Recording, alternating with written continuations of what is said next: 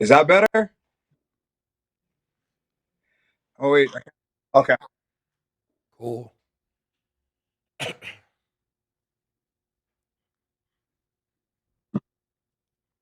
Uh, Good. Okay. Yeah. Problem. Thank you very much. All right, we should be good here shortly. Sounds good. Oh, there we go. All right, Brad, you're gonna hear me intro you, and then we're gonna get right into it. All right. Sounds good. All right. All right, everybody. As promised, we're here with our guest this week, UFC veteran Brad Tavares, joining us on the show this week ahead of his fight this weekend. Brad, it is amazing to be able to talk to you. You're fighting Gregory Rodrigues this weekend, but the first thing I have to ask you, this is your 14th year in the UFC. You started in 2010, it is 2024. Does it go by in a So, blink? Does it feel like you've been in the promotion for 14 years? uh, it does not. It really does. Like when I think back to my earliest memories, um, being in the Ultimate Fighter and even pre UFC, my pre UFC stint was only 2 years or so, if that, before I got in the house and then I got into the UFC. That feels like yesterday, honestly. Uh, they say time flies when you're having fun. That they're not lying about that. What's the key to staying in the promotion that long? Because again, MMA especially is such a tough sport. So many wins, losses, ups and downs. But we see very few people are able to navigate that and get better within the UFC. Some people have to leave, come back, do other things. You've been able to have your entire career and still trying to get better and still winning fights 14 years in. What do you attribute to that makes you so different than everyone else?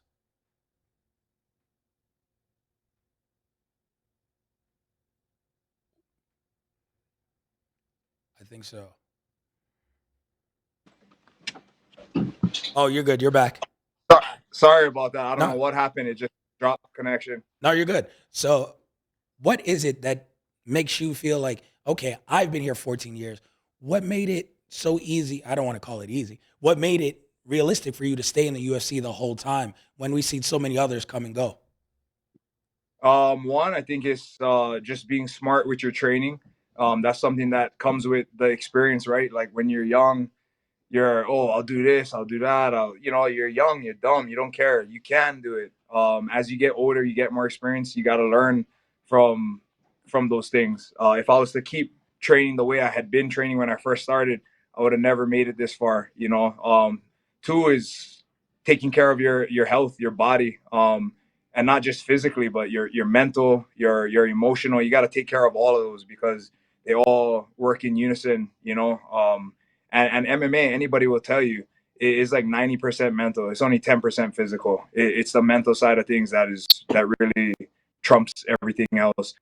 And then the other thing, and I don't know if this is something that I just have or just I'm blessed with is the motivation is still there because people ask me, I've been in the UFC for 14 years. People ask, I am on the tail end of my career, but they ask like, oh, like, how much longer are you gonna do it, this and that, and I was like, dude, when I first started, I thought I would be done at 35, and here I am at 36, and I still feel great. My body still feels good, my mind still feels good, and I still wake up motivated every day, to pursue. So I think that's something that I don't know if that's just me or if that's just God given. Like God blessed me with that to be passionate and motivated, this long into it. But that's definitely a big part. Not only are you this long into it, you're fighting the best your division still has to offer. You're two or a year and a half removed from fighting the champion in the middleweight division. Now you Yeah. see Drickus go on to win the title and he's the champion. You went the distance with him. It wasn't a finish, it wasn't anything. It was a good fight between you and him. You see him win the title. Is that something that motivates you? Where it's like, I'm not that far away from the best of this division and from possibly beating the guy who has the belt. To be honest, happy for Drakus, but I like those type of things. it doesn't really. I wouldn't necessarily say it motivates me. I know these things about myself already. My team knows these things, and just how the cards fell. I've come up short against, like, in the Dreykus fight or against Adesanya. But I fought the who's who, and I know, on any given day I can compete with the best of them and beat them. I train with Sean Strickland, who, in my opinion, should still be the middleweight champion. I had him winning that fight. And again, that's nothing on Dreykus. I think, he proved a lot out there, and it is what it is. He's the champion now. But I train with guys like that, like Sean Strickland, on a day-to-day basis, week in, week out. So I know that, I'm up there with the best, and I can compete with the best. So yeah, I think maybe before that would have gave me a little bit extra motivation, but now I feel like it's more just losing to like the loss to Drake is the thing that motivates me more is wanting to get that back. I think anytime you lose to somebody, you want that get back. Definitely. And you mentioned Sean and training with him. You look through the whole division. You fought the best people in this division. Many people say that, quote unquote, the division is weak because the belt changes hands a lot. To me personally, I think this is the best the division's ever been because anyone can be a champion. Is this the best you've seen the Yes, middleweight division, top to bottom? I think so, and I think it's silly for people to say that when there's so much movement in a division that it makes it weak, because that's to me the complete opposite. I mean, what would make a division weak is like look at when Anderson had his reign. Like, he was running through everybody. Only one person came close, was Chael Sonnen, and then he beat him again. And then Chris Weidman ultimately dethroned him. And then that was the end of an era. But to me, I look at that and I say, the division there is more weak because you have one guy is smashing everybody, Mm. and it's not even close.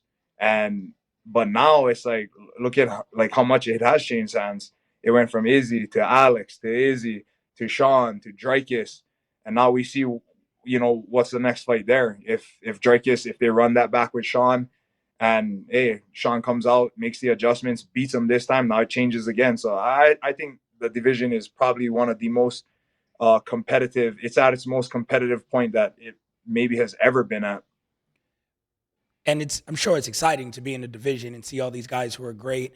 But at 36 years old, and you're going to keep winning fights and getting better, but like, okay, maybe I have one more run into me for the title.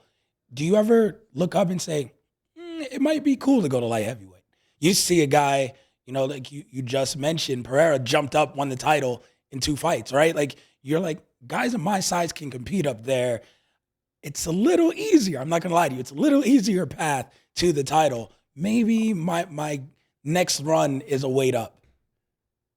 You know what? Honestly, if I was a little bit bigger naturally, that would be a thought for me. But man, I look at these guys. I even train with a lot of them, and just naturally in their natural, not on fight night, or not, at weigh-ins or whatever, but just naturally how big they are. Man, they're a lot bigger than me. Is there a few of them out there that, like, I could compete with? Sure, but is that something that I feel like would be the best for my career? I don't think so. And honestly, like, the weight cut, to me, I feel like a lot of guys end up moving up because the weight cut becomes a real big issue for them. Knock on wood. I've gotten the weight cut dialed in. I've been doing it for so long. Like, you already know, this is what, since I've been fighting, probably 16 years already of making this weight. So I've got it down to a science. Don't get me wrong, it sucks, but I can still do it. Looks like you're doing well with it this week. Going into this fight, though, trying to start 2024 off like you ended 2023 with a win. And Gregory Rodrigues, he's in a position where now this is one of your fights in a long time where the guy's trying to eat off of your name, trying to eat off of your resume. Before, you fought people on your level, either veterans or former champions, and you're always in there against the best. This guy's trying to leapfrog you and get into that. Is that like a different dynamic, a different mindset coming into this fight, knowing like this guy wants my spot? I'm not chasing and trying to get to someone else's spot. We're not racing to the top. This guy is here to make his name off of me. Yeah, I wouldn't say there's any difference in preparation or mentally or anything like that. At the end of the day, this is just another guy standing in front of me that is trying to take me out, and I'm trying to do the same, right? So regardless of if he's the champion or if he's a first timer, um, at the end of the day, it's another man in there with me just trying to take me out. So I approach it all the same way. Yeah. Last question then, before we let you go, and you just finished training, and we let you get towards the weekend. It's Super Bowl week here in Vegas. There's a lot more than the average, UFC performance, institute fight. It's so many more eyes on the city, more people coming in to watch these fights than normal go down in the Apex. Is there any added pressure for you, or do you do anything different, knowing that there's so much stuff going on outside of the bubble of the UFC, or just down the block from you, or everything else? Do you have to isolate, do a little more to concentrate on the fight at hand? Nah, this is already. We talked about it. I've been doing this a long time. I've done it all. I've been in the places where there's not a lot of people, the places that are packed, a lot of people. I've been fighting in guys' backyards, hometown against the hometown heroes. I fought here a bunch of times in Vegas, so I've done it all. Nothing changes for me. None of that stuff. Like honestly, I haven't even thought about it. Yes, it is Super Bowl weekend. Vegas is probably going to be bumping this week, but luckily for me, I'm fighting. I'm just focused on the fight and staying in my little lane over here, and fighting Saturday and then chilling on Sunday. You got the Raiders shirt on. Random Oh, you question. know that. If there's one NFL guy you look at and you be like, you know what? He would have made a really good MMA fighter. I think if he would have threw the gloves on, he could have competed in UFC. What NFL guy is it?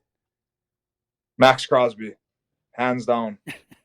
Max Crosby. Like you watch it, the way this guy, like people like it's funny because I watch him every single game. I'm a diehard Raider fan. I've been watching him since we've drafted him. And I've seen his evolution. And it's funny because I'll get like my friends will text me and will be like, oh, like because I always hype Max Crosby up. And then they'll text me and be like, bro, I was watching him in this game, and bro, you're right. Like this guy just has a motor. He's relentless, and he just has that hunger. So I think you take Max and put him in anything that he's interested in, and he'd thrive and do well in, just for that fact alone. Not to mention he's a beast.